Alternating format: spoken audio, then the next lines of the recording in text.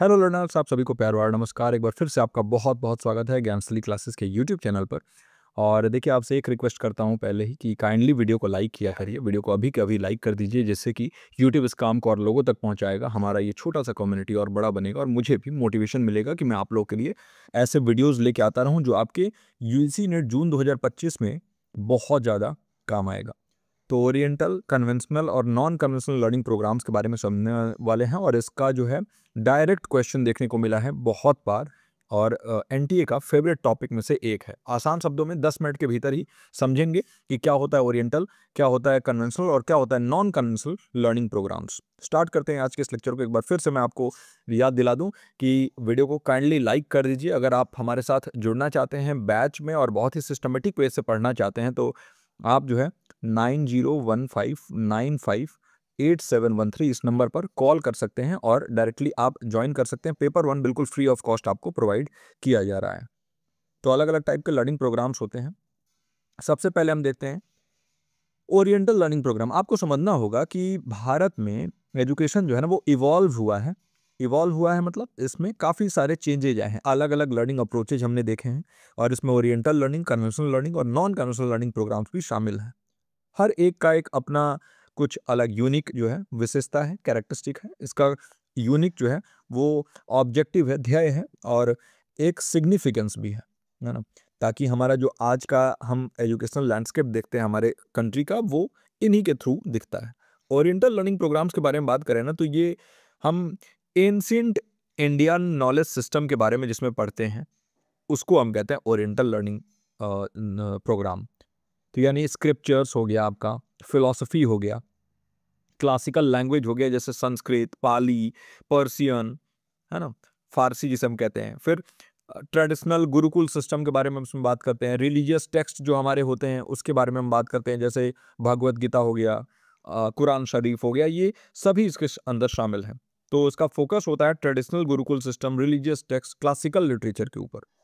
तो अगर हम बात करें ओरिएंटल लर्निंग की भारत में, तो एंशिएंट नॉलेज सिस्टम को प्रिजर्व करना, उसको बहुत ही अच्छे तरीके से जो है संरक्षित करके रखना, और इसका फोकस वैदिक नॉलेज, बुद्धिस्ट, इस्लामिक स्टडीज़ के ऊपर होता है। मतलब हम कह सकते हैं कि ये वर्नाकुलर हमारे जो स्टडीज़ हैं इसके बारे में है। कौन कौन से संस्थान हैं जो ओरिएंटल लर्निंग को प्रमोट करते हैं भारत में और करते थे जो पहले थे? तो देखिए, नालंदा यूनिवर्सिटी का नाम सुना होगा आपने, जो पहले था Nalanda university, centre of learning था पूरे विश्व का। और यहाँ पर बुद्धिस्ट स्टडीज़ बहुत ज़्यादा जो है प्रचलन था। आज भी ये नालंदा यूनिवर्सिटी को वापस से इस्टेब्लिश किया गया है। इसका रिमेंस तो मिला ही है, वापस से इस यूनिवर्सिटी को इस्टेब्लिश किया गया है। और इसमें इंटरनेशनली जो बुद्धिज़्म है और उसके रिलेटेड जो स्टडीज़ हैं, इनके ऊपर ही फोकस करने के लिए है। तक्षशिला यूनिवर्सिटी का नाम सुना होगा, विक्रमशिला यूनिवर्सिटी का नाम सुना होगा। इन सभी ने एंशिएंट नॉलेज सिस्टम से ही उसी पद्धति से ये पढ़ाते थे।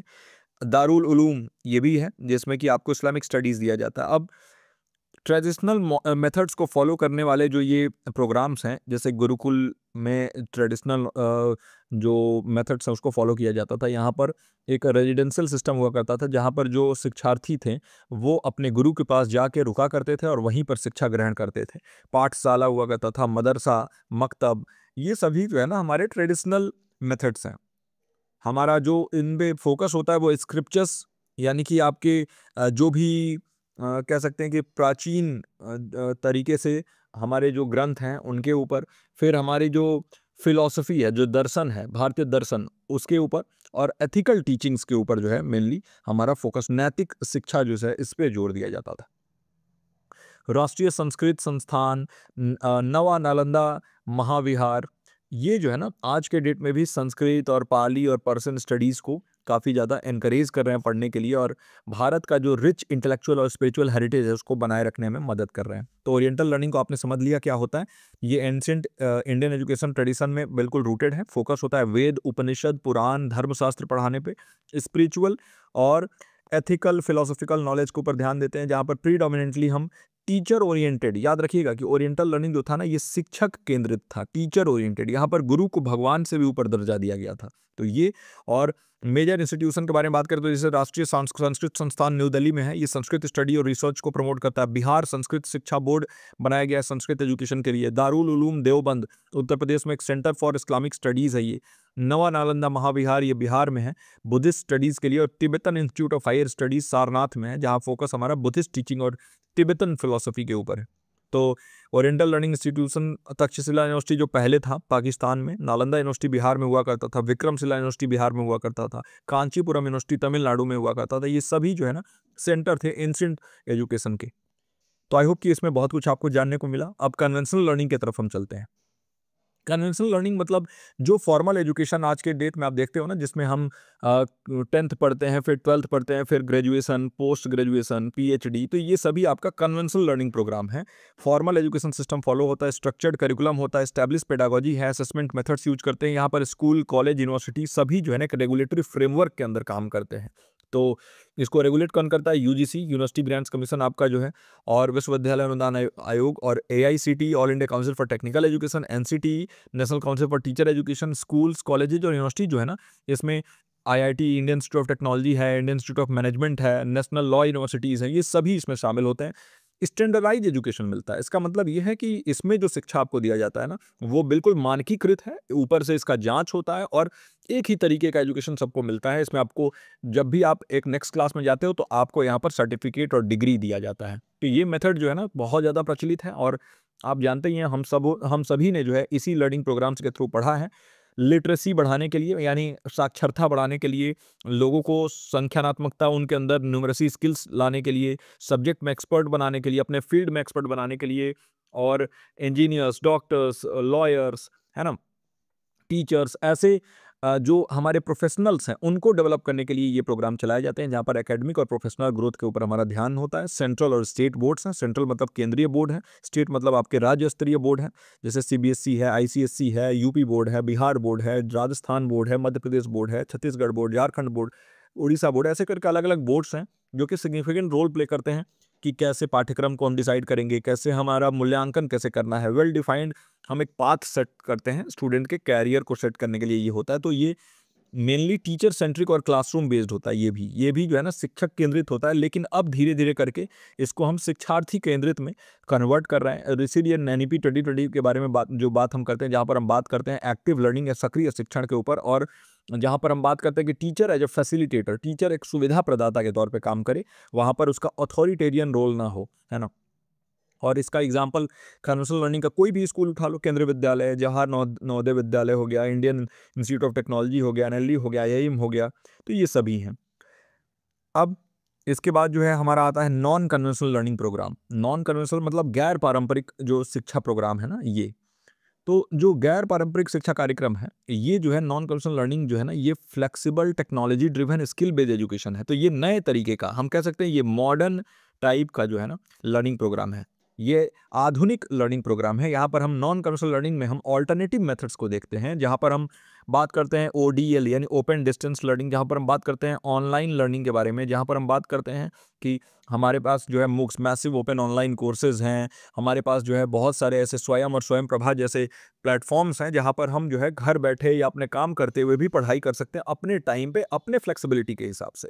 तो यानी कि इस टाइप का जो नॉन कन्वेंशनल लर्निंग प्रोग्राम है, इसमें आपको स्कूल जाने की जरूरत नहीं है, बल्कि ऑनलाइन माध्यम से आप फ्लेक्सिबल इनोवेटिव तरीके से अपने जो शिक्षा की ज़रूरतें हैं उसको पूरा कर सकते हैं ट्रेडिशनल क्लासरूम सेटिंग से बाहर।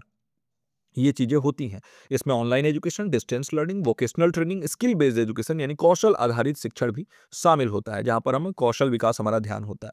तो फ्लेक्सिबल करिकुलम होता है। आप भी पढ़ रहे हैं तो ये नॉन कन्वेंशनल लर्निंग प्रोग्राम से पढ़ रहे हैं, मैं आपको ये पढ़ा रहा हूँ, ये नॉन कन्वेंशनल लर्निंग प्रोग्राम है। तो हमारा फोकस प्रैक्टिकल, एक्सपीरियंशियल और स्किल बेस्ड एजुकेशन पे है। लाइफ लॉन्ग लर्निंग अपॉर्चुनिटीज हम प्रोवाइड करते हैं प्रोफेशनल्स के लिए। यहाँ पर हमारा जोर होता है मल्टी डिसिप्लिनरिटी के ऊपर, यानी कि बहुविषयक शिक्षा प्रदान करना और इंटरडिसिप्लिनरी अप्रोच के साथ पढ़ाना। तो जैसे डिस्टेंस लर्निंग और ओपन यूनिवर्सिटी में इग्नू है, तो इग्नू भी एक नॉन कन्वेंशनल लर्निंग प्रोग्राम को ही प्रमोट करता है। Doctor BR Ambedkar open university है, नालंदा ओपन यूनिवर्सिटी है ना, ये है। फिर ऑनलाइन एजुकेशन लर्निंग प्लेटफॉर्म्स में स्वयं प्रभा है, नेशनल डिजिटल लाइब्रेरी है, यहाँ पर हम डिजिटली जो है सारे बुक्स को कवर करते हैं। और इसके बाद कोर्सेरा, एडेक्स, यूडेमी, याद रखिएगा COURSERA, कोर्सेरा, EDX, यूडेमी, ये हो गया, खान एकेडमी हो गया। ये सभी एग्जांपल्स हैं नॉन कन्वेंशनल लर्निंग प्रोग्राम्स के। वोकेशनल और स्किल बेस्ड ट्रेनिंग के बारे में बात करें तो PMKVY आपने नाम सुना होगा, प्रधानमंत्री कौशल विकास योजना, ये भी इसी के अंडर में आ जाता है। NIOS जो national institute of open schooling और इंडस्ट्रियल ट्रेनिंग इंस्टीट्यूट ITI है, सभी इसके अंदर आता है। तो एक्सपीरियंशियल और वर्क बेस्ड लर्निंग होता है ये। और इसमें नॉन कन्वेंशनल लर्निंग प्रोग्राम जो है ना, इसमें हम ऑनलाइन एमबीए इग्नू के थ्रू कर सकते हैं, इग्नू के थ्रू कोई भी कोर्स कर सकते हैं, यूडेमी पे जाके हम एंटरप्रेन्योर लर्निंग डिजिटल मार्केटिंग में कोई कोर्स कर सकते हैं। तो ये है कि ओवरऑल जो है आपको स्कूल जाने की जरूरत नहीं है, बल्कि आप अपना काम भी करते रहिए और साथ ही साथ लाइफ लॉन्ग आपको लर्निंग अधिगम आपको करते रहना है।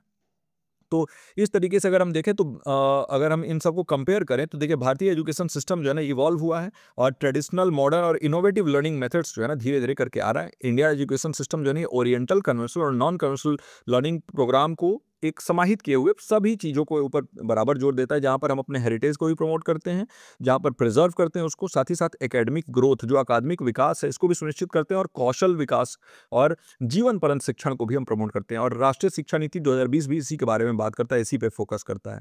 डिजिटल, वोकेशनल, फ्लेक्सिबल लर्निंग और एजुकेशन को ज़्यादा इंक्लूसिव बनाना, ज़्यादा समावेशी बनाना और भविष्य के लिए तैयार करना, और इसीलिए हम टेक्नोलॉजी को इसमें इंटीग्रेट करते हैं, है ना। तो traditional wisdom, formal education, modern technology, ये सभी हमारे नॉलेज को बढ़ाता है, हमारे ज्ञान को जो है बढ़ाता है, और साथ ही साथ हमारे एम्प्लॉयबिलिटी, क्योंकि भारत में सबसे बड़ी प्रॉब्लम है रोजगार की, तो रोजगार के क्षमता का भी विकास करता है। तो एक तरीके से ये समग्र दृष्टिकोण जो है ना आजीवन सीखने और साथ ही साथ अनुकूलनशीलता, एडेप्टेबिलिटी और नवाचार, इनोवेशन के ऊपर फोकस होता है, जहां पर हम हर एक व्यक्ति के उसके नीड्स के हिसाब से, चाहे उनको conventional, non conventional learning program चाहिए या फिर ओरिएंटल स्टडी वो करना चाहते हैं, उनके हिसाब से, उनके डिमांड के हिसाब से हम उनको ये सारी चीज़ें प्रोवाइड कर रहे हैं। और हमारे कंट्री में जो है ना ये सारी सुविधाएं उपलब्ध गवर्नमेंट करा रहा है, और आपको अपने से डिसाइड करना है कि आपको जो है कौन से पाथ पर जाना है, किस तरीके से अपने पढ़ाई को आगे बढ़ाना है। तो ओरिएंटल, कन्वेंशनल और non conventional learning programs I hope कि आपको अच्छे तरीके से समझ में आ गया होगा, लिटिल ओवर 10 मिनट्स, और आपका ये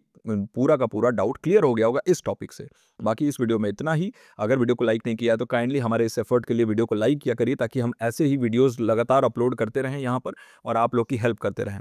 मैं मिलता हूँ आपसे अगले वीडियो में। टिल देन आप अपना और अपनों का ख्याल रखिए। नमस्कार।